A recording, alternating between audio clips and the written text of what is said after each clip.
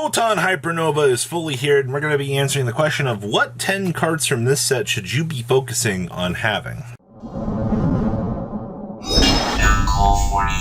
Alright, for the 34% of you that have not smashed the ever-loving crap out of that subscribe button, smash it so you guys don't miss out on more awesome content. Number one on our list here is going to be BYSTIAL BALDRAKE. Now, I actually personally quite like this card a lot because it gives BYSTIAL some pretty good option trees overall for what this deck really wants the chance to do. Also, I mean, it's a common DD Crow. I think that's like the most important thing to get out of this is it, unlike, you know, every other BYSTIAL, this one's a common. Also has the interaction of, you know, you can basically pop off another monster to go ahead and pop an opponent's monster that was just summoned via quick effect. So you get some extra attacks on that, but a 2500 attack, common by the way, DD Crow. Like, this card is actually just insane value for what it actually brings to the table. So budget players rejoice. If you end up, you know, having some friends that don't want bulk, or, you know, they open up a lot of cases, you should be able to pick these up for literally nothing. Next up is the APOPHIS, the swamp deity. Now, I specifically mention this because Eldritch has become very, very cheap, and I know there are a lot of people out there that actually do have Eldritch. Contrary to popular belief, the deck went down the budget rabbit hole and became way easier to get. So during the main phase, you can special this card as a normal Reptile Earth, level 6, with 1000 attack, 2200 defense. It's still counted as a trap card. And then you can negate the effects of face-up cards your opponent controls up to the number of other continuous traps you control. So what makes this so unique? Well, Conquistador, Skill Drain, Haguero, these are all continuous trap cards that you're already playing. So I know there's going to be a time where you're not going to have Skill Drain, but this gives you an additional layer of extra negates. Also, this negates anything, alright? So if your opponent has like a spell trap that's like messing you up, you can deploy this, negate that, and then you're good to go. Alright, so this card, very, very solid. Next up is going to be, I want to mention like the whole Abyss Actor section of things here. Now, this is quite interesting because everything Abyss Actor related in this set is very, very budget. And I think that that's definitely something to kind of understand at the end of the day is when you can give an archetype the ability to basically what? Replace Pot of Extravagance with a much better searcher. They get the ability to get a link to that allows them to set up. In terms of budget player options, I honestly think that everything that you get handed in this archetype gives you a semi-competent, at least an easy playable deck that you can kind of turn around and go, huh, you know, like, I can do something with this. And at the end of the day, that's what you really care about here with Abyss Actor stuff. So, budget players, like I said, congratulations, you get another pretty big W here for this. And if it's not up to your core, well, that's fine. Next up is going to be the Plunder Patrol JORD. So this is the card that gives Plunder Patrol some interesting life. So first of all, this allows you to hand your opponent a token, which prevents you from getting evenly matched because they can't drop the evenly on you turn 1 of the game. Plunder Patrol can set up an entire field and do their thing. Also, this thing is entirely generic, honestly. It's just a 1-tuner plus a non-tuner to make this.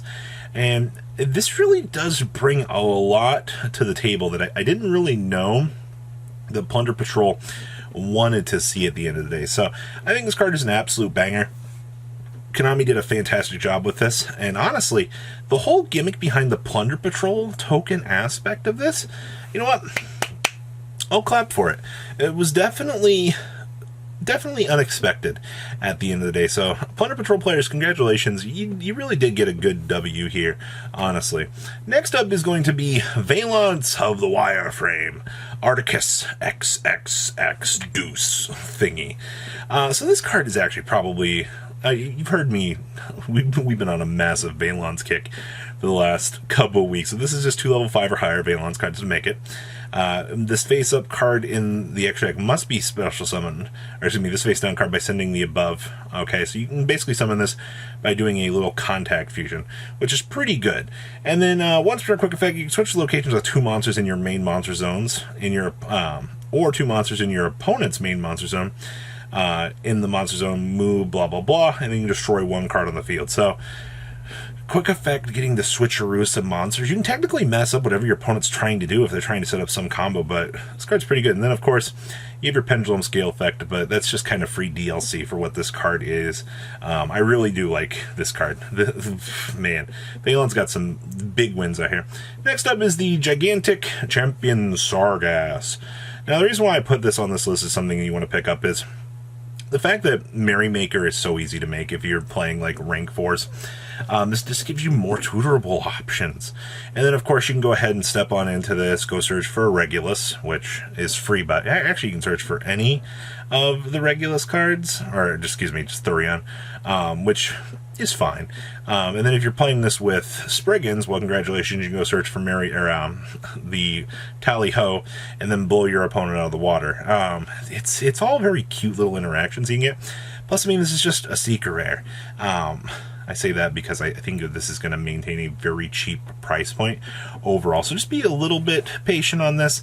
I think that this card is very, very good, and it's definitely something that if you have Thurion stuff or, you know, Spriggans in terms of the budget department, $10 isn't going to break the bank to pick this up if you've already got a core for Spriggans.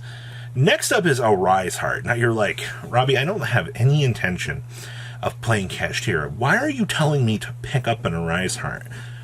Well, so the summoning conditions on this are once per turn, you can also exceed summon Kashtira Rise Heart by using one Kashtira monster you control. If an effect of a Shangri-La was successfully activated this turn, standby phase, if your opponent has a Shangri-La and they special summon a monster from the extra deck, you can mind control or change a heart that monster.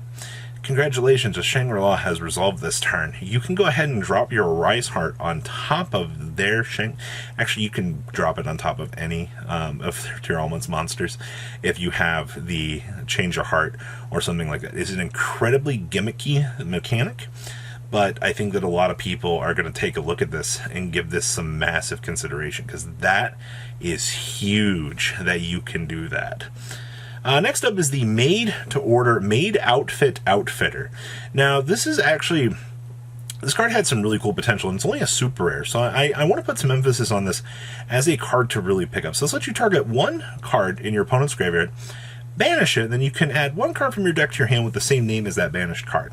I love the fact that Konami is emphasizing cards in this set that you basically make mirror matches a little bit more tolerable, a little bit more tacked out. And that's what you like to see with a card like this, is it aims to make the mirror match more challenging. And Konami's definitely done a good job as of late, kind of pushing the agenda on some of these mirror match cards and trying to change the dynamic of the game through that. So I think this card, for what it is, I'd make sure I have a playset of it in case there's something like in a mirror match that I think is going to become really, really crazy. And it's also just a super rare. Like, this isn't going to break the bank once again. Now, speaking of breaking the bank, Terrible Tactics Thrusting. So this is the new talents of the set. And to be honest with you, to answer the question of how many of this do I think that you should have, a lot of the OCG builds were playing this as a 1 to 2. I have not seen this as a crazy 3 of in quite some time.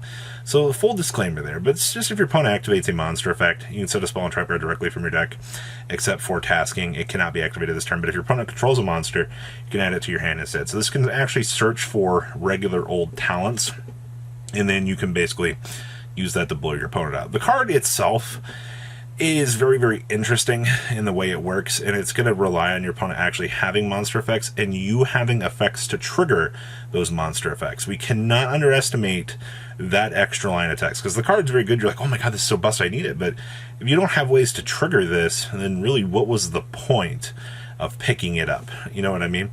And I think the number one pickup in this set is actually going to be the Gravekeeper's Inscription. So everybody wanted a way to fight back against here. Now, somebody's going to be like, well, Robbie, how are you adding this to your hand? You're going to have to hard draw it. Welcome to playing Silent Graveyard. You can't search for that, and people still play that. People still play all of these hand traps, and they don't, you have to draw those. I'm sorry to tell you, but this is the same logic here, all right? But this Floodgate creates 2 turns for you to kind of delay a tier player from capitalizing and blowing you out of the water, which is what you actually need to see here, right?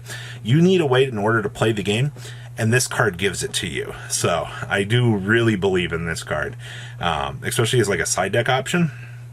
That's what you want to see. So please leave a comment down below. Tell me what you guys think about these top 10 cards I think you should pick up, and I'll see your beautiful faces back here later on in the day with, well, some more cool ass content. You guys stay safe out there, right? Patrons, thank you.